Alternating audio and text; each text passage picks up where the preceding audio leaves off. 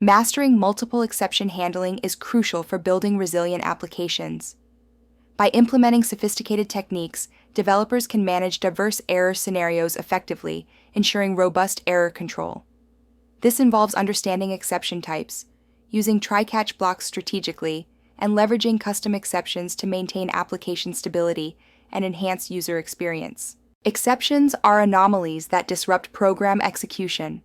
They propagate through the call stack, potentially terminating the program if unhandled. Proper handling is crucial to prevent data loss and ensure system stability.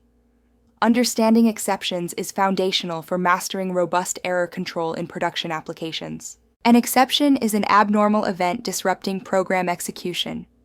The runtime creates an exception object detailing the error. Unhandled exceptions cascade up the call stack, potentially terminating the program and causing data loss. Common scenarios include division by zero, file not found, invalid input, network timeouts, and array index out of bounds. Java's exception hierarchy is structured with throwable as the root superclass, branching into exception and error. Checked exceptions require handling or declaration at compile time, ensuring robust code. Unchecked exceptions, like null pointer and index out of bounds, occur at runtime, often due to programming errors, highlighting the need for careful coding practices. Handling multiple exceptions is crucial due to real-world complexity.